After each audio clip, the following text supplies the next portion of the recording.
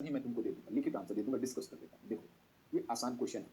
Actually देखो, British के 2 साम्राज्य की परिकल्पना है। माना जाता है कि ब्रिटिश ने पहला साम्राज्य अमेरिकी महाद्वीप से लेकर वेस्ट इंडीज़ तक बनाया। लेकिन अमेरिकी क्रांति के बाद ब्रिटेन का उस साम्राज्य निकल गया और वहाँ से अमेरिका से ध्यान हट गया और वैसे भी अमेरिकी उपनिवेश को ब्रिटिश क्राउन का सबसे कीमती आभूषण माना जाता था। तो जब वो हाथ से निकला तब भारत पर उनका ध्यान गया। भारत में तो खैर ठीक है, भारत में ब्रिटिश आए, 7 वर्ष युद्ध के बाद उन्होंने भारत पर अपना वर्चस्व स्थापित किया। उसके बाद बैटल ऑफ पलासी हुआ तो ब्रिटिश कंपनी पर उन्होंने भारत को छोड़ा हुआ था। तो जब तक अमेरिका नहीं खोया तब तक भारत पर उनका ध्यान नहीं गया। 17वीं सदी में उन्होंने जो नौ परिवहन कानून बनाए वो भी अमेरिका के परिप्रेक्ष्य में बनाए, भारत के परिप्रेक्ष्य में नहीं। जब उन्होंने अमेरिका खो दिया तब उनका भारत की तरफ ध्यान गया। तो भारत को उस वक्त भारत पर अपने आप को संकेंद्रित करने का प्रयास करने लगे।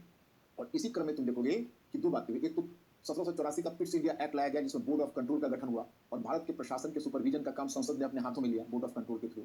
और दूसरा क्या हुआ कि लॉर्ड कॉर्नवालिस को यहाँ पर बंगाल के नए गवर्नर जनरल के रूप में भेजा गया और लॉर्ड कॉर्नवालिस ने कहीं न कहीं भारत में अनेक सुधार करके भारत पर अपना नियंत्रण स्थापित करने का प्रयास किया। तो कंटेंट यही जाएगा और इसको ढंग से पेश करके तो मेरा उत्तर में लिखा हुआ है ऑलरेडी आप लोगों के लिए, मैं उसका एक मॉडल आंसर ही आपको प्रोवाइड कर दूंगा। आप इन दोनों प्रश्न को ट्राई करना चाहें तो आप जरूर करिए। तो अब मैं आपको एक दूसरी तरफ ले चलता हूं, वो है अमेरिकी गृहयुद्ध। अमेरिकी गृहयुद्ध वैसे हमारे सिलेबस में भी नहीं है, इन अमेरिकी गृहयुद्ध की चर्चा करना मैं इसलिए मुनासिब समझूंगा कि मैं एक क्वेश्चन भी आपको लास्ट में फॉर्म कर दूंगा कि अमेरिकी क्रांति जहां श्वेत लोगों की स्वतंत्रता की घोषणा थी वहीं अमेरिकी गृहयुद्ध अश्वेत लोगों की स्वतंत्रता थी। अश्वेत तो मतलब है कि अमेरिकी समाज का, मैं तुमको टेक्सचर तो समझा ही चुका हूं कि अमेरिकी समाज का कॉम्पोजिशन क्या है। I think this point should be clear, आपको समझ में आ रहा है। मैंने बताया सबसे ऊपर कुलीन और भद्रजन थे, उसके बाद मध्य वर्ग के लोग थे, उसके नीचे कारीगर थे, किसान या मिस्त्री, और उसके नीचे तब हमने बताया था कि दास थे, जिसमें अमेरिकी दास भी थे और अफ्रीकी दास भी। अब जब हम अमेरिकी गृहयुद्ध की उसमें मैं ये बात करता हूँ कि जब अमेरिका को आजादी मिली तो पहली बात तो मैं आपको यह बता दूं, यह बात तो ऐसे भी संविधानवाद के विकास के दृष्टिकोण से भी आपके लिए इंपॉर्टेंट है। जैसे देखो, हमारे यहाँ जब लिखित संविधान आया, हमारे यहाँ संसदीय प्रणाली आई, तो हमारे यहाँ सीधा प्रजातंत्र आ गया, क्योंकि वन मैन वन वोट के प्रिंसिपल को हमने एक्सेप्ट किया। चाहे वो अमेरिकी क्रांति और फ्रांस की क्रांति, उनकी जो प्रजातंत्र की वो जो उनकी यात्रा है वो एक लंबी यात्रा है, एक लंबी यात्रा, very long travel you can say. क्योंकि पहले सीमित लोगों को मताधिकार मिला, जिनके पास प्रॉपर्टी होती थी वही मताधिकार मिला, फिर धीरे धीरे मताधिकार का विस्तार होता जाएगा। ऐसा आप यूरोप में भी देखोगे और अमेरिका में भी देखोगे। तो उनको डेमोक्रेसी बनने की प्रक्रिया काफी लंबी है। अब फ्रांस की क्रांति 1789 में घटित होगी, लेकिन फ्रांस में महिलाओं को मताधिकार मिलेगा 1946 में, मतलब ठीक हमसे 4 वर्ष पहले। और ब्रिटेन में गौरवपूर्ण क्रांति 1688 में होगी, गौरवपूर्ण क्रांति, और ब्रिटेन में मताधिकार मिलेगा 1928 में। अमेरिका में जिसको वेस्ट मताधिकार करके 1920 में स्वीकृत होगा, जबकि अमेरिकी क्रांति हो चुकी है 1789 में, उसका नया संविधान बनकर तैयार हुआ। तो सीमित लोगों को ही मताधिकार था। तो गणतंत्र तो था परंतु प्रजातंत्र नहीं था। गणतंत्र इसलिए था कि हेड ऑफ द जो गवर्नमेंट है वो इलेक्टेड है, लेकिन सभी लोगों को मत देने का अधिकार है। और ब्लैक लोगों की तो बात ही मत पूछिए। ब्लैक लोगों के विषय में मत यह है कि जो अश्वेत लोग थे तो उनके बारे में तो यहाँ तक कहा गया कि अमेरिकी स्वतंत्रता की जो उद्घोषणा हुई वो अश्वेत लोगों पर लागू नहीं हुई। एक ऑप्शन में क्वेश्चन भी, कोटेशन भी पूछा था, हमने जानबूझकर आप लोगों के कंटेक्स्ट में अवॉइड कर दिया क्योंकि आप लोगों से इस तरह का क्वेश्चन नहीं पूछा जाए। उसमें पूछा गया था कि अमेरिकी स्वतंत्रता की घोषणा पर बोस्टन, मैसाचुसेट्स और फिलाडेल्फिया में आनंद ध्वनि करने, तोप और बंदूक दागने तथा गिरजाघर में घंटे बजाने के लिए लोगों की एक भीड़ एकत्रित हुई, परंतु कुछ लोग ऐसे भी थे जो खुश नहीं थे। तो कौन लोग अमेरिकी क्रांति से खुश नहीं होंगे? तो अमेरिकी कुलीन खुश नहीं थे, मध्य अमेरिकी क्षेत्र था उसके किसान खुश नहीं थे, उनको डर था कि पता नहीं अब हमारा भविष्य क्या होगा। और दास भी खुश नहीं थे क्योंकि उनको अमेरिकी स्वतंत्रता की घोषणा से उन्हें क्या मिलने वाला था। और अब स्वतंत्रता के बाद क्या हो गया कि अमेरिका विभाजित था। विभाजित इस सेंस में था कि इकोनॉमिकली भी डिवाइडेड था, जैसे उत्तरी अमेरिकी राज्य थे वो आर्थिक रूप से ज्यादा विकसित थे और वहां पर व्यापार तथा औद्योगिकरण की प्रक्रिया शुरू हो गई थी। और जो अमेरिका के दक्षिणी भाग के राज्य थे वहां पर बागवानी खेती थी और बागवानी खेती में उनको बड़ी संख्या में दास श्रमिकों की जरूरत होती थी। तो दोनों का इकोनॉमिक डिफरेंस था और इकोनॉमिक डिफरेंस से जुड़ा हुआ कल्चरल डिफरेंस भी आ गया था। तो थोड़ा मैं आपको अमेरिकी गृहयुद्ध का पहले कारण बता दूं, आपको बहुत डिटेल्स में नहीं जाना, एक दो चीज मैं बताना चाहूँ। देखो, जब आपको मैंने 13 अमेरिकी कॉलोनी बताई थी तो उसका टेक्सचर मैंने, आप याद करिए, मैंने आपको ऐसे उसका टेक्सचर बताया था, एक कॉर्नर में आपने देखा था। तो अब इतना जो विस्तार होता चला गया गृहयुद्ध के टाइम तक, वो कैसे होता चला गया? तो आपको मैंने बताया था कि जब ब्रिटिश अमेरिकी लोग पश्चिम की तरफ विस्तार करना चाहते थे, कि लोगों का जो पश्चिम की तरफ विस्तार करने की नीति थी, उसमें ब्रिटिश लोगों ने कुछ कारणों से ब्रिटिश साम्राज्य में अंकुश लगाया हुआ था, जो मैंने वर्जीनिया के तंबाकू उत्पादक में आपको बताया था।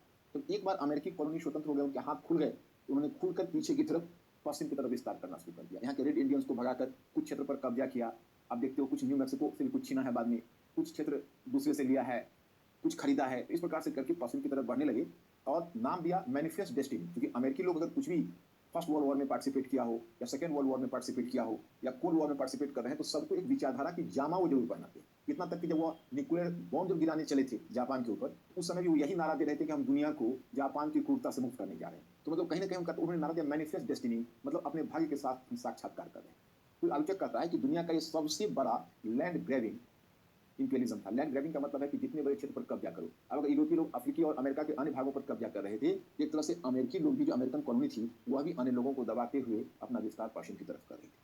तो खैर चलिए, अब इसी में दो बातें मतभेद की हो गए जो मैं आपको बताना चाहूंगा, और गृह युद्ध का रूप ले लिया। इसे दूसरी अमेरिकी क्रांति के रूप में भी जाना जाता है। अमेरिकी गृह युद्ध में शामिल मुद्दे, एक मुद्दा आर्थिक है, उसको समझिए। ये आर्थिक मुद्दा क्या है? तो उत्तरी अमेरिकी राज्यों की अर्थव्यवस्था औद्योगिकृत थी, जबकि दक्षिणी अमेरिकी राज्यों की अर्थव्यवस्था बागवानी कृषि पर आधारित थी, जो मैं आपको बता चुका हूं। इस प्रकार दासों द्वारा किया जाने वाला श्रम दक्षिणी राज्यों की अर्थव्यवस्था के लिए अपरिहार्य, जो दासों का श्रम था वो दक्षिणी राज्यों की अर्थव्यवस्था के लिए अपरिहार्य था। जब तक दासों का श्रम उनको नहीं मिलता तो उनकी जनसंख्या तो इतनी थी नहीं, वो तंबाकू कपास आदि की खेती करते कैसे? तो उत्तरी अमेरिकी राज्यों को दास नहीं चाहिए था। मैं एक बात आपको बताना चाहता कि जैसे देखिए,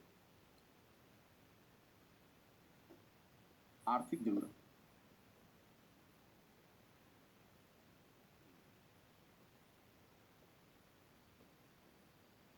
तो उत्तरी अमेरिका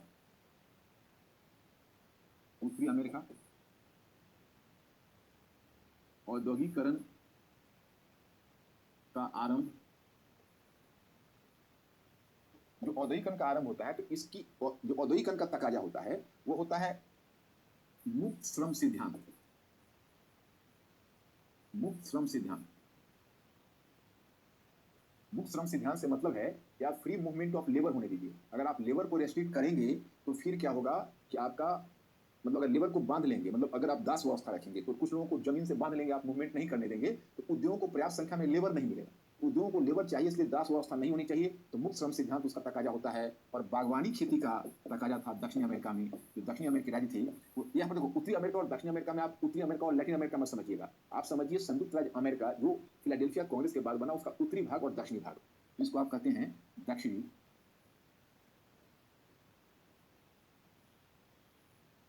दक्षिणी अमेरिकी राज्य।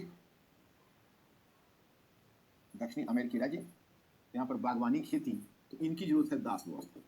इनकी इकोनॉमी का लाइफ ब्लड है दास व्यवस्था। अब जब तक दास व्यवस्था नहीं रहेगी, इनकी इकोनॉमी का संचालन नहीं होगा। ये क्या कर सकते हैं? तो अब सवाल यह है कि दोनों का आर्थिक हित ही टकरा रहा है। अब यहाँ पर, अब दूसरा मुद्दा संवैधानिक मुद्दा है। अब संवैधानिक मुद्दा में क्या हुआ, क्या क्या उत्तरी अमेरिकी राज्यों का, तो उत्तरी अमेरिकी राज्य दास व्यवस्था पर चोट कर, तो अमेरिकी गृह दास व्यवस्था के मुद्दे पर हुआ। लेकिन दास व्यवस्था से जुड़ा हुआ मुद्दा एक महत्वपूर्ण आर्थिक और संवैधानिक मुद्दे से जुड़ा हुआ है। इसमें आप संवैधानिक मुद्दा में देखते हैं, इस समय अमेरिकी संघ का पश्चिम की ओर क्षेत्रीय विस्तार हो रहा है। जो अमेरिकी संघ है उसका पश्चिम की ओर क्रमिक विस्तार हो रहा था। ऐसे में यह प्रश्न उठना स्वाभाविक था कि संघ में शामिल हो रहे नए क्षेत्रों को फ्री स्टेट के रूप में सम्मिलित किया जाए अथवा दास राज्य के रूप में शामिल किया जाए। अब देखो, ये गुत्थी मैं आपको समझा देता हूँ। Union and confederacy, free state, territory, slave state, जैसे पश्चिम की तरफ जो विस्तार हो रहा है, एक बात मैं आपको बताऊं, तो अब एक मुद्दा यह है कि जो दक्षिणी अमेरिकी राज्य हैं वो चाहते हैं कि अधिक से अधिक क्षेत्र दास राज्य के रूप में शामिल, और जो उत्तरी अमेरिकी राज्य वो चाहते हैं नहीं, स्वतंत्र राज्य के रूप में शामिल। तो मुझे आपको यह बताना है कि ऐसा क्यों, दक्षिण अमेरिकी राज्यों को इससे क्या फायदा था। इसके लिए आपको अमेरिकी संविधान का एक प्रोविजन हमें बताना पड़ेगा। जैसे जब अमेरिकी संविधान जब फिलाडेल्फिया कांग्रेस में बन रहा था, तो उस समय दो सदन बने थे, आपको याद है, सीनेट, और दूसरा था हाउस ऑफ रिप्रेजेंटेटिव्स, जो निम्न सदन था। तो आपको मैंने बताया था कि जो सीनेट उच्च सदन है, तो उसमें तो प्रावधान यह था कि सभी राज्यों की समानता का स्तर स्वीकृत हो, और जो निम्न सदन था जिसे आप कहते हो हाउस ऑफ रिप्रेजेंटेटिव्स, उसमें जनसंख्या के आधार पर राज्यों को प्रतिनिधित्व दिया जाना था। अब दक्षिणी अमेरिकी राज्य कहते थे कि देखिए, अगर आप जनसंख्या के आधार पर प्रतिनिधित्व देना दे रहे हो, मतलब ऐसा नहीं कि सभी को वोटिंग राइट, मैंने समझना, वोटिंग राइट तो सीमित है, लेकिन आप जो रिप्रेजेंटेटिव्स को डिसाइड करोगे, इस स्टेट को 15 रिप्रेजेंटेटिव्स मिलेंगे, उसको 12 मिलेंगे, इनको 10 मिलेंगे, इनको 7 मिलेंगे, तो उसका बेसिस होगा उस राज्य की जनसंख्या कितनी है। तो उसमें दक्षिणी अमेरिकी राज्य कहते थे कि आप हमारे दासों को भी काउंट करिए, दासों को भी काउंट करिए। तो अब उत्तरी अमेरिकी राज्यों को लगता था कि दासों को काउंट करेंगे तो उनको रिप्रेजेंटेटिव ज्यादा देना पड़ेगा, तो विरोध कर रहे थे। अंत में कॉम्प्रोमाइज यह हुआ कि ठीक है, आपके दासों को काउंट करेंगे, लेकिन उसकी काउंटिंग फ्री नागरिक के बराबर नहीं होगी। उनका जो काउंटिंग होगी वो 3/5 के अनुसार होगी। 3/5 का मतलब है कि 50 दास 30 स्वतंत्र नागरिक के, जैसे हम 30 स्वतंत्र नागरिक जितना काउंट करेंगे, जैसे अगर हमने 3 लाख स्वतंत्र नागरिक काउंट किए, जितना जितना जितना हमने प्रति 3 लाख स्वतंत्र नागरिक को दिया, उतना आपको हम 5 लाख दास का देंगे। मतलब स्वतंत्र नागरिक के बराबर उनकी काउंटिंग नहीं होगी, वोटिंग नहीं, काउंटिंग। तो अब क्या था कि अगर कोई राज्य दास राज्य के रूप में स्वीकृत होता तो वहां के दासों की काउंटिंग होती और उसके आधार पर प्रतिनिधि ज्यादा मिलता। जो जो उत्तरी अमेरिकी राज्य थे उनको डर था कि अगर दास राज्य की संख्या बढ़ेगी तो धीरे धीरे क्या होगा कि उच्च सदन तो चलो सीनेट है, तो ज़्यादा पावरफुल है, लेकिन हाउस ऑफ रिप्रेजेंटेटिव्स में अमेरिका में वैसा कोई कमजोर नहीं था, उसके पास भी बहुत सारी शक्तियां थी। तो अगर हाउस ऑफ रिप्रेजेंटेटिव्स में दास राज्यों की संख्या अगर बढ़ गई और फिर उनके रिप्रेजेंटेटिव ज़्यादा हो गए, तब तो वो फिर सरकार पर वो अपने ढंग से मतलब संचालित करना शुरू कर देंगे और उत्तरी अमेरिकी राज्यों की स्थिति कमजोर पड़ने लगेगी। इस डर से उत्तरी अमेरिकी राज्य कहते थे कि नहीं, जो भी नया क्षेत्र मिलेगा वो स्वतंत्र राज्य के रूप में होगा, दास राज्य के रूप में। यही इसी ने बहुत बड़ा एक कह सकते हो मतभेद खड़ा कर दिया। अंत में एक हेनरी क्ले नामक अमेरिकी राजनीतिक नेता था, उसने एक कॉम्प्रोमाइज फार्मूला लाया 1820 में, और उस कॉम्प्रोमाइज फार्मूला को कहते हैं मिसौरी समझौता। इस फार्मूला को समझौता उसने उसने तय यह किया कि भाई, हालांकि उसमें डिटेल्स में आपको जाने की जरूरत नहीं, हमको अमेरिकी विरुद्ध आपको डिटेल्स में नहीं बताना, क्योंकि अगर भविष्य में आपको अमेरिकी विरुद्ध पर कुछ क्वेश्चन ही पूछेंगे तो अमेरिकी क्रांति से ही जोड़कर पूछ सकते हैं, इंडिपेंडेंट नहीं पूछ सकते हैं। इनको मैं बता दूं कि उन्होंने अपना तय किया कि मिसौरी एक क्षेत्र बांध दिया, इससे पश्चिम और इतने लाइन से उत्तर में जो राज्य आएंगे वो स्वतंत्र राज्य आएंगे, और इसके दक्षिण में और पूर्व में जो राज्य रहेंगे उनको दास राज्य के रूप में शामिल किया जाएगा। फिर इसके बावजूद विवाद का निपटारा नहीं हुआ, दोनों के बीच मतभेद चलते ही रहे। उत्तरी अमेरिकी राज्य ऊपर से दासों के प्रचार करना शुरू कर दिया, तो दक्षिणी अमेरिकी राज्यों को और भी ज्यादा कष्ट होने लगा। यही सब चल रहा था। इसी में क्या हुआ कि अमेरिका में दो पॉलिटिकल पार्टी है, आज भी देख रहे हो, एक थी रिपब्लिकन पार्टी और दूसरी थी डेमोक्रेटिक पार्टी। आज अगर आप अमेरिकी राजनीति में देखोगे तो रिपब्लिकन पार्टी को ज़्यादा मतलब कंजर्वेटिव माना जाता है और डेमोक्रेटिक पार्टी को ज़्यादा लिबरल। जैसे अब डोनाल्ड ट्रंप भी रिपब्लिकन से आ रहे हैं और इससे पहले बराक ओबामा थे डेमोक्रेटिक से थे, तो डेमोक्रेटिक ही ज़्यादा मतलब कह सकते हो कि उसको ज़्यादा डेमोक्रेटिक माना जाता है, मतलब वो क्या कहोगे लोकहित में ज़्यादा सोचता है।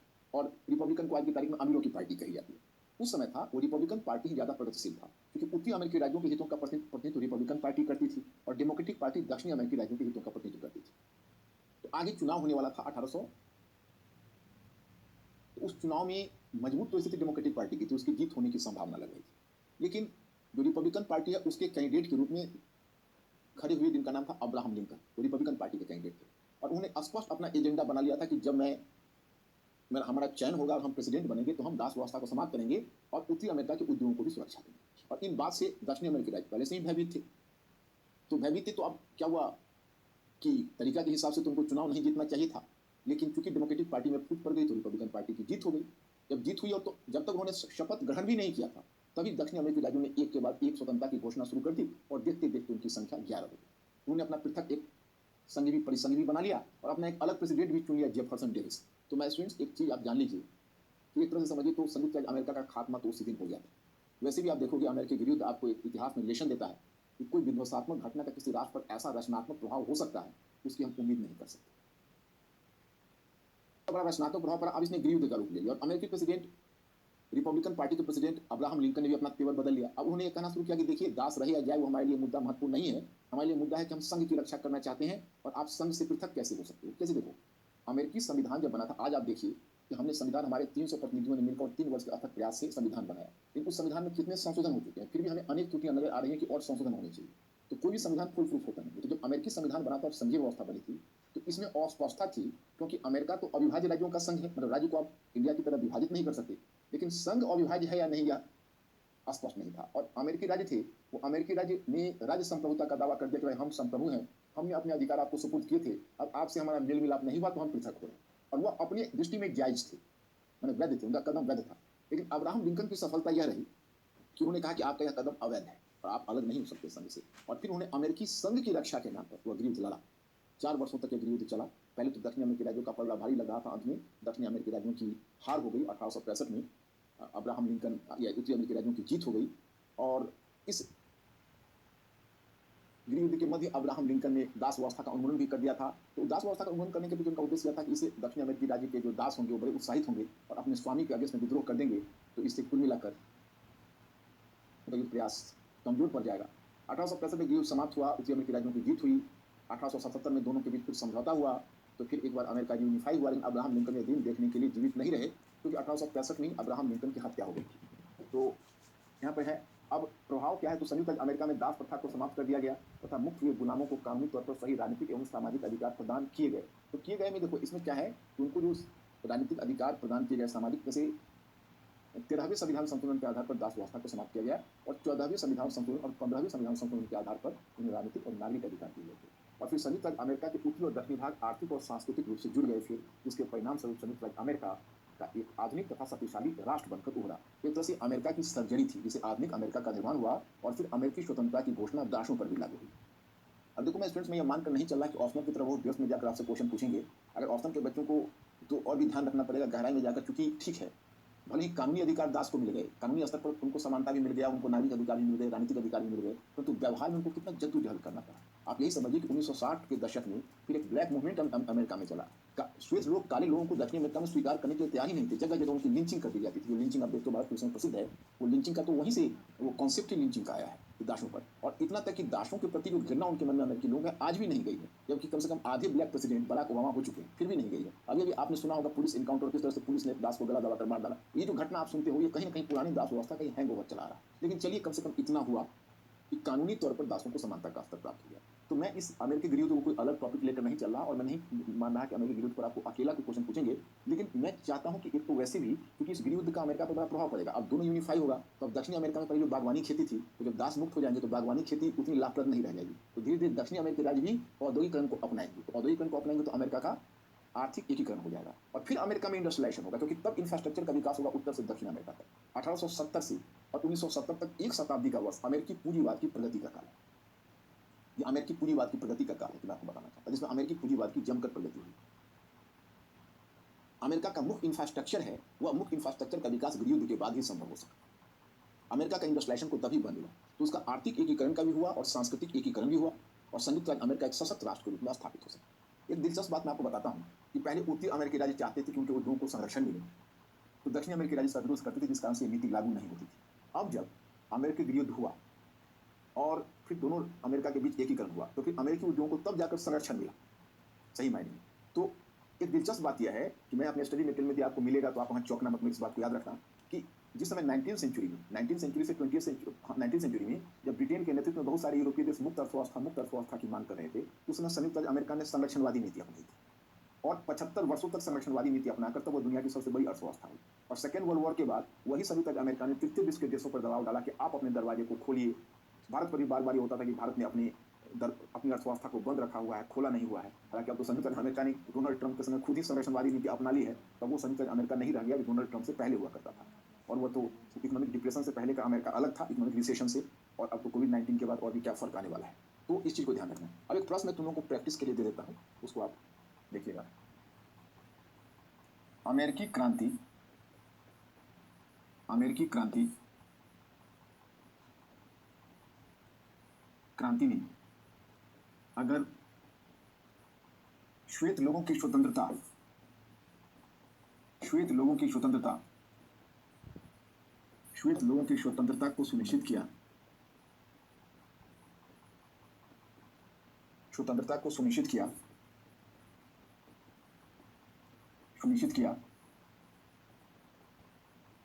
तो अमेरिकी गृहयुद्ध ने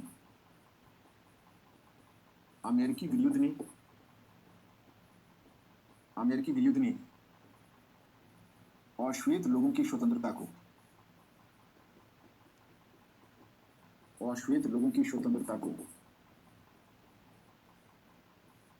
को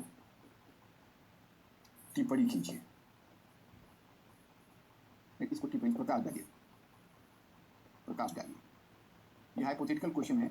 आप यह देखिए कि अमेरिकी स्वतंत्रता की घोषणा, इसमें कारण वगैरह में नहीं जाना है, कैसे अमेरिकी स्वतंत्रता की घोषणा श्वेत लोगों पर फोकस्ड है, और कैसे यह अश्वेत लोगों पर फोकस्ड है, कैसे वो अमेरिकी स्वतंत्रता की घोषणा अश्वेत लोगों पर लागू नहीं होती थी। इस क्वेश्चन को आप लोग ट्राई कर लेना। अमेरिकी गृहयुद्ध ने कैसे, इसमें संविधान संशोधन 13वां 14वां 15वां वगैरह की चर्चा करके आपके मैटर में आपको करेक्ट करवा दूंगा। उस मैटर को, उसमें 13वां संविधान संशोधन के आधार पर दास व्यवस्था का उन्मूलन हुआ है, और 14वां 15 के आधार पर उसको नागरिक और अधिकार मिले हैं। तो ये बड़ा आसान है, इसमें केवल आपको लगभग इसको 150 शब्द में दे रहा हूँ, 150 शब्द, आप इसे ट्राई कर लेना, ये आसानी से आप इसका उत्तर दे सकते हैं। तो आज इतना ही। अब नेक्स्ट क्लास में मैं आपको फ्रांस की क्रांति की तरफ ले जाऊंगा, क्योंकि हम अभी खंड 2 में हैं, और खंड 2 आपका राष्ट्रवाद के विकास के साथ समाप्त होगा। तो फ्रांस की क्रांति अगला आपका टॉपिक होगा, और आप लोग अपने स्टडी में जरूर पढ़ते रहेंगे। फिर आपसे मिलते हैं।